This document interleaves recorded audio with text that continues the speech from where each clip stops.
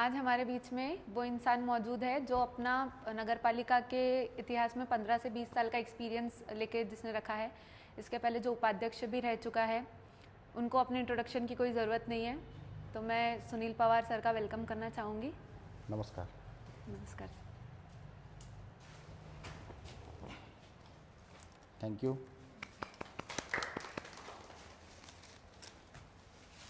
Sorry.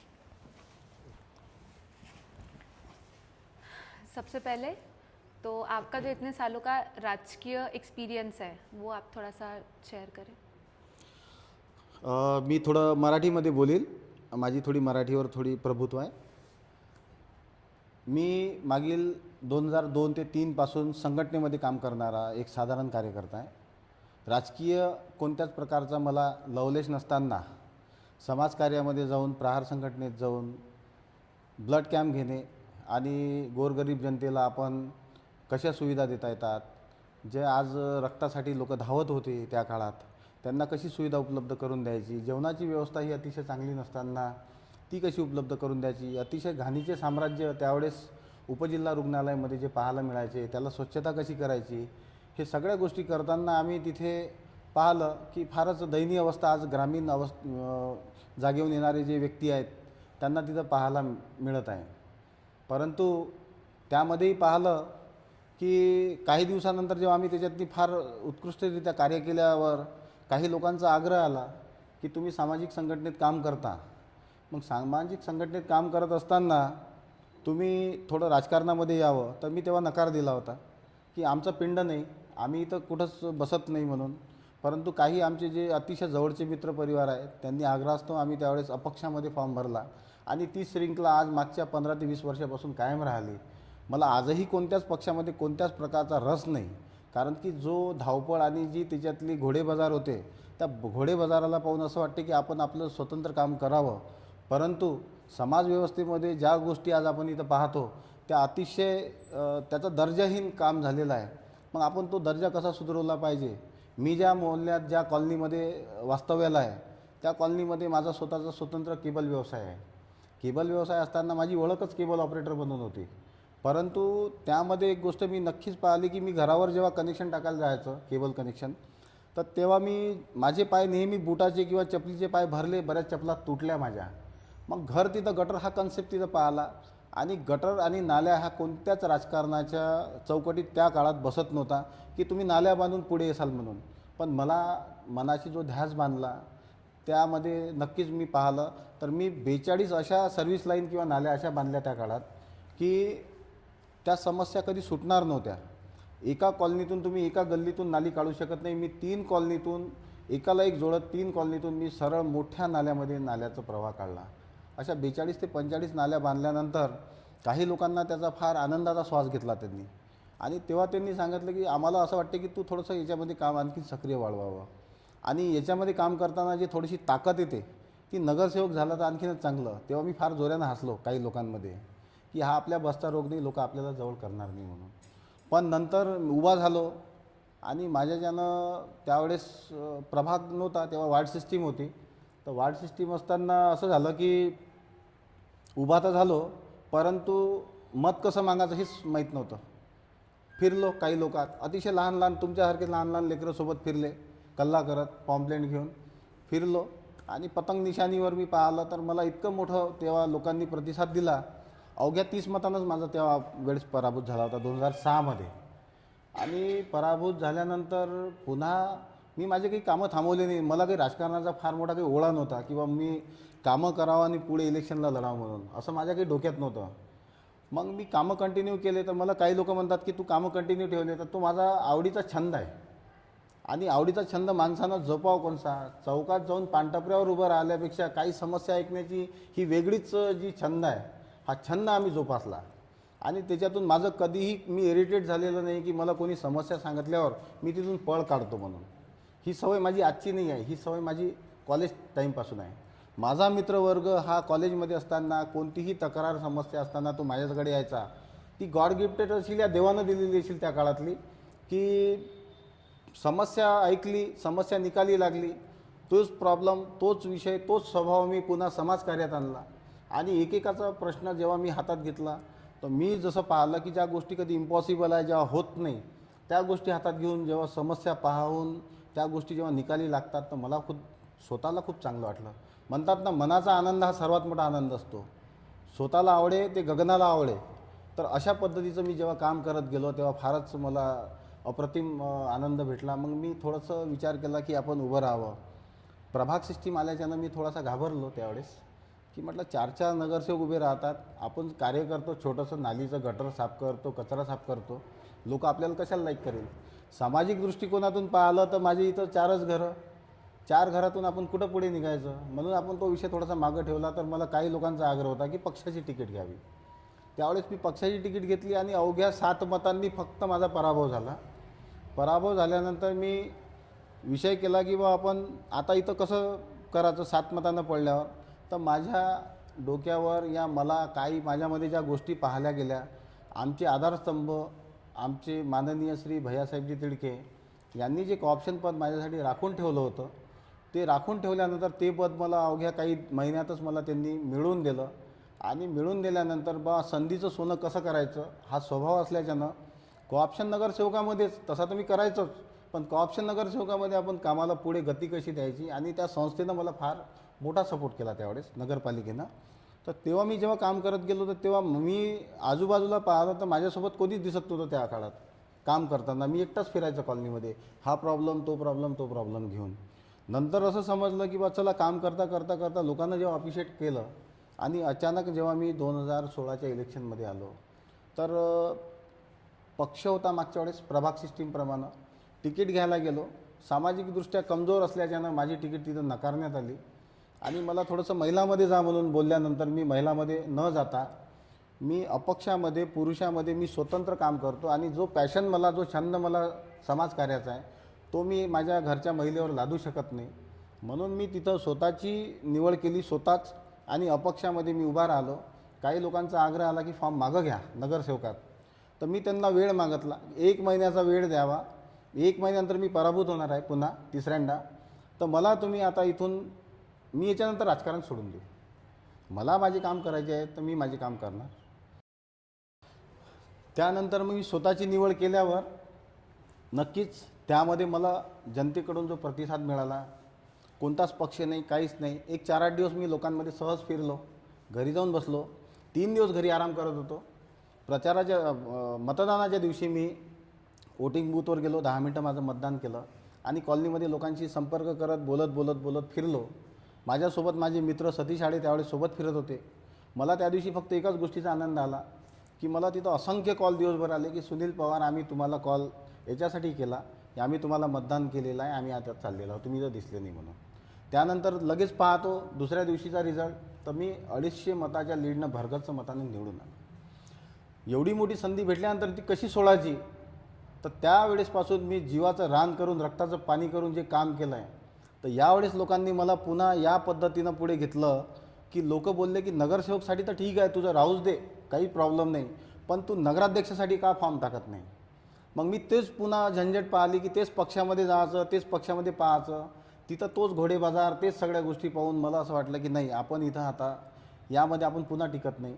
शांततेत राहिलो, चुपचाप राहिलो. माझा स्वभाव आहे, मी पेशन्सनी वागलेला आहे आजपर्यंत, जबाबदारीनं बोलतो, आणि संयमानं कोणाचा विषय ऐकून घेण्याची माझी पहिलेपासूनची जी पद्धत आहे ती मला नेहमी सपोर्ट केलेली आहे.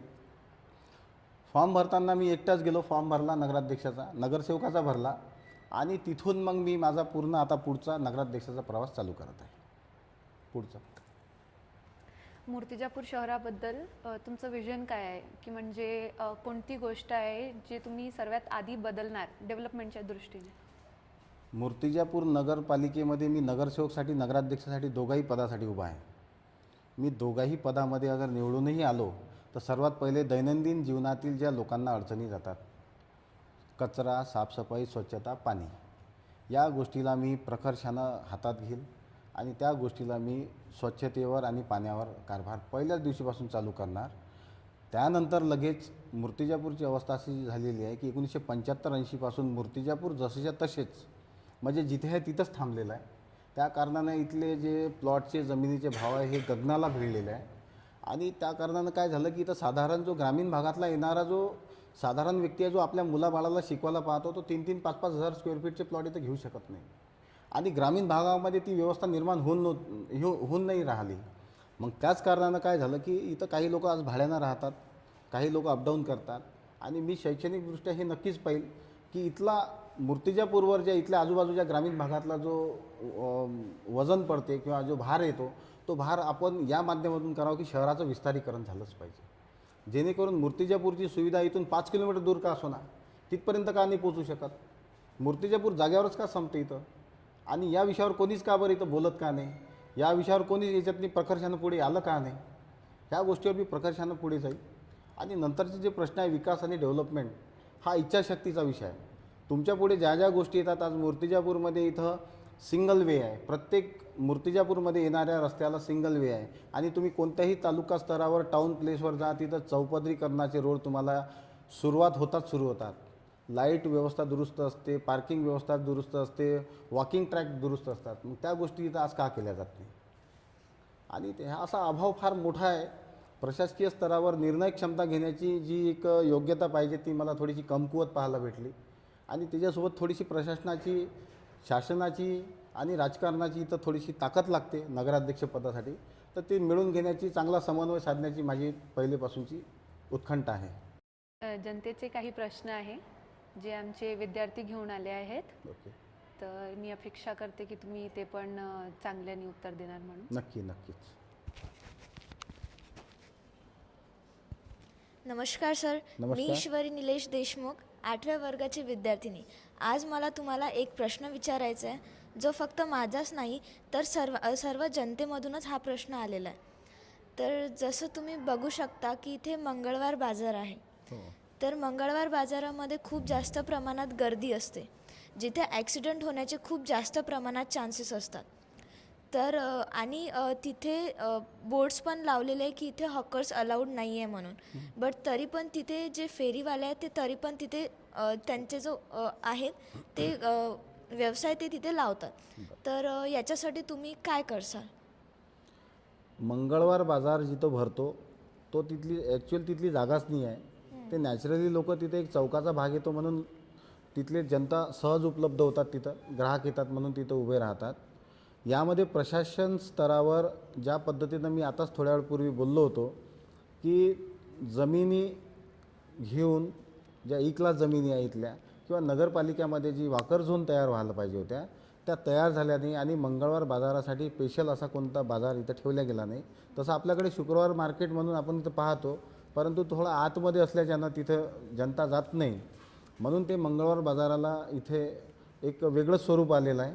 आणि त्याचा त्रास हा लगभग सगळ्याच जनतेला होतो, शहरातल्या स्टेशनवरच्या सगळ्याच भागाला होतो.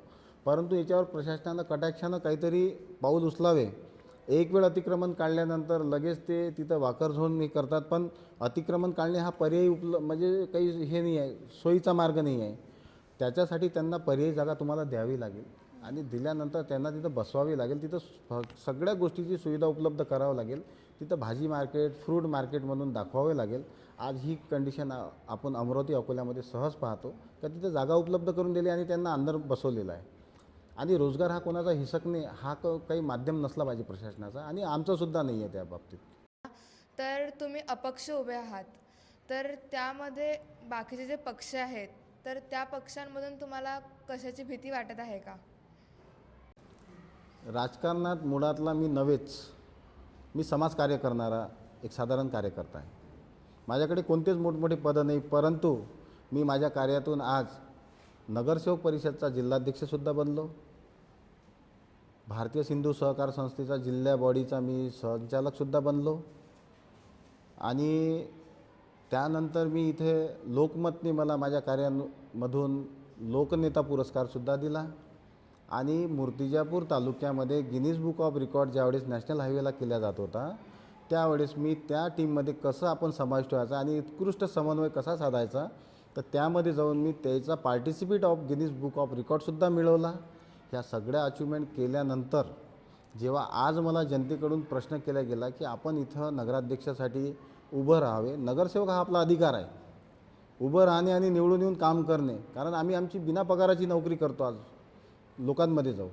आणि यामध्ये गेल्यावर जेव्हा राजकारणाचा कोणताच लवलेश नसल्यानंतर आम्हाला असं वाटते की बा राजकारणात भीती कशाची, मरता क्या न करता. आम्हाला आलो तरी ठीक आहे, नाही आलो तरी आम्ही काम करणारच आहे. म्हणून आमचं असं मत आहे की तुम्ही नगरसेवकसाठी सुद्धा मत दिलं आम्हाला, तर आम्ही नगराध्यक्षाची नौबत तुमच्यापर्यंत आम्ही येऊ नाही देऊ, इथपर्यंत आम्ही कार्य करण्यास सक्षम आहोत. तुम्हाला मी शेवटचं एवढं मोठं गिनीज बुक ऑफ रेकॉर्ड सांगितलं, म्हणजे ॲल्विस्टर रिचर्डचे सुद्धा मला पत्र आलेलं आहे लंडनवरून. तर तुम्ही विचार करू शकता की आम्ही सामाजिक गोष्टीवर किती गांभीर्यानं आणि किती दक्षतेनं आम्ही काम करतो. आणि याच कारणानं आम्हाला राजकारणात उभं राहताना कोणत्याच प्रकारची भीती वाटत नाही. होऊ शकते कमी दिवस मिळाले म्हणून जनतेपर्यंत पोचू शकणार नाही, इथूनच आम्ही त्यांची दिलगिरी व्यक्त करू. कारण एवढ्या मोठ्या शहरामध्ये किमान 15 दिवसाचा वेळ लागत होता, तो 3.5 दिवसाचा वेळ दिला आहे. आणि 3.5 दिवसामध्ये तुम्ही काय काय करसाल, म्हणून तो एक विषय येते थोडासा की जनतेपर्यंत पोचलो पाहिजे होतो संपूर्ण शहरामध्ये, तो पोचू शकणार नाही. म्हणून भीती हा शब्द माझ्या डोक्यामध्ये मनामध्ये बिलकुल नाही आहे. नमस्कार सर, मी दिव्या गोरमणे श्री व्यंकटेश बालाजी विद्यालयातून विद्यार्थिनी बोलत आहे. सर, माझाच नव्हे तर सर्व विद्यार्थ्यांचा हा प्रश्न आहे की स्थानिक खेळाडूंना प्रोत्साहन मिळण्यासाठी व चांगले प्रशिक्षण देण्यासाठी तुम्ही नगरपालिके स्तरावर कोणते धोरणे आखली आहेत? मूर्तिजापूर नगर परिषदेच्या अंतर्गत इथलं तालुका स्पोर्ट क्रीडा ऑफिस येते आणि त्यामध्ये आपण ज्या गोष्टी तिथं डिमांड केल्या त्या जाऊ शकतात. परंतु आजपर्यंत मी मागच्या 25 वर्षापासून पाहतो की नगरपालिकेने त्याच्यात कोणत्याच प्रकारचा हस्तक्षेप केलेला नाही. करता येतो, परंतु मूर्तिजापूर एका काळात खेळाची पंढरी, खो खोची पंढरी, बरेचसे खेळ असे आहे की मूर्तिजापूरचं नाव येतात लोकांचे धाबे दणून जायचे. परंतु ते स्वतत्वावर म्हणजे स्वतःच्या हिमतीवर खेळाडूंनी इथं विश्व निर्माण केलं. परंतु त्याच्यातनी प्रशासनाचा कोणताच असा हातभार त्या खेळाडूंना मिळाला नाही.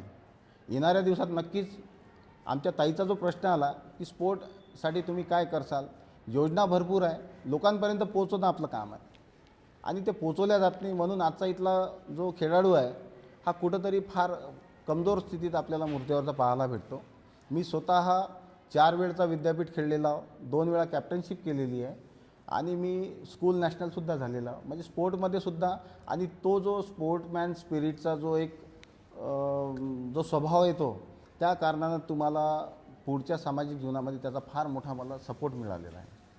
म्हणून मी येणाऱ्या दिवसामध्ये जो स्पोर्ट डिपार्टमेंट येते याच्यामध्ये कुठं ना कुठं खूप चांगलं उत्कृष्ट कार्य होऊ शकेल याचा मी नक्कीच त्याच्यावर पूर्ण भर टाकणार किंवा नजर ठेवणार त्या कामावर. नमस्कार सर, मी मयंक राहुल गडेकर, इयत्ता 9वीचा विद्यार्थी.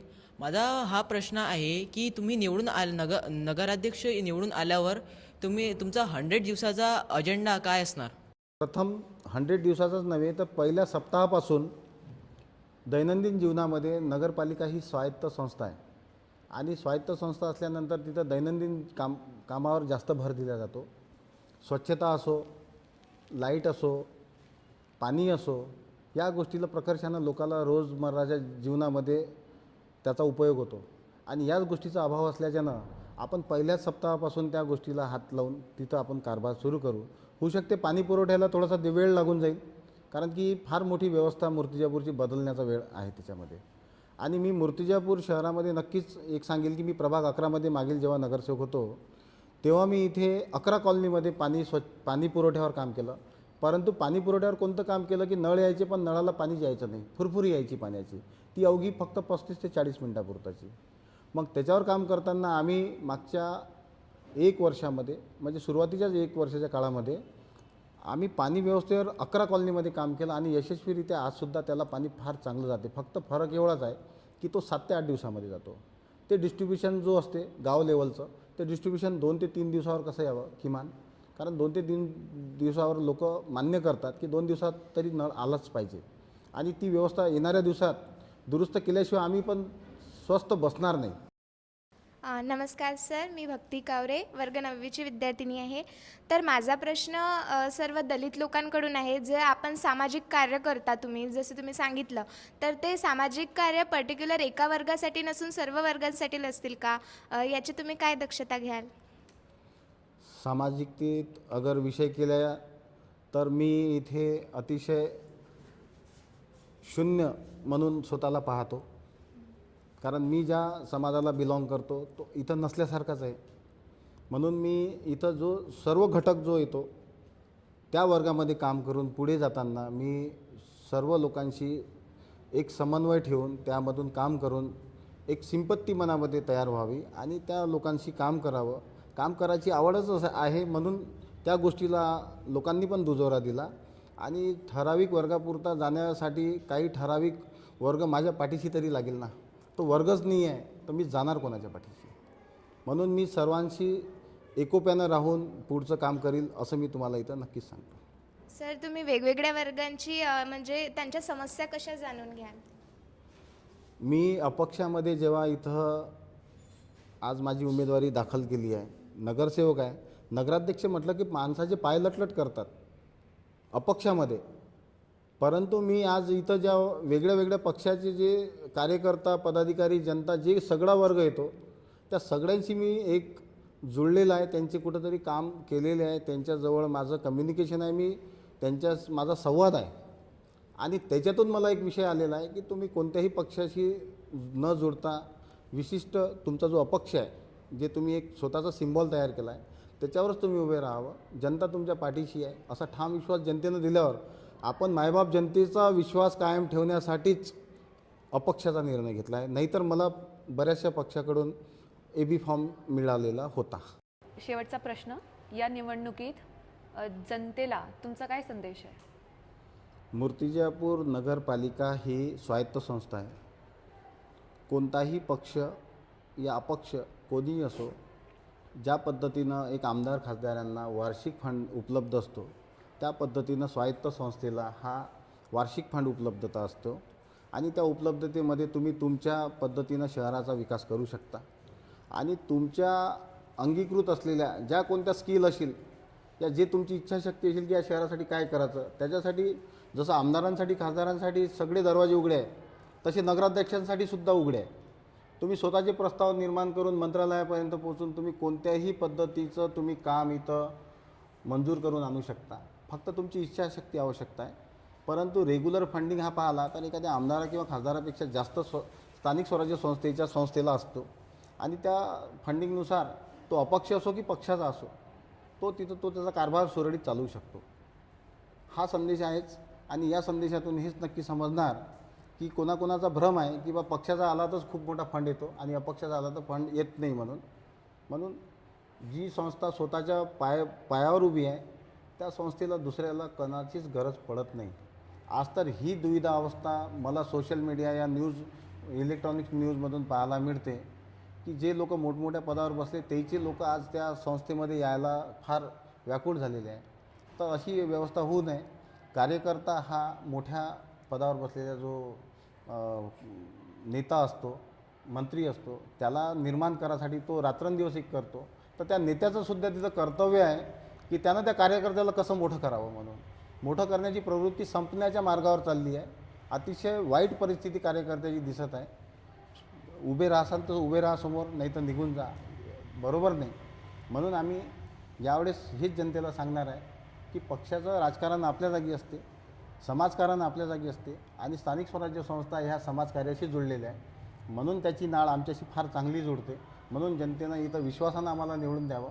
100% सांगतो, जसं मागच्या 5 वर्षात प्रभाग 11 मधील लोकांना आम्ही निराश केलं नाही तसंच आम्ही मूर्तिजापूरच्या जनतेला सुद्धा कुठंच निराश होऊ देणार नाही. रात्रीचा दिवस आणि दिवसाचा रात्र करून टाकू, परंतु ते काम करू जे लोकांना अपेक्षित आहे. धन्यवाद. आपण वेळेतून वेळ काढला आमच्यासाठी त्याच्यासाठी धन्यवाद आणि ऑल द बेस्ट इलेक्शनसाठी. धन्यवाद.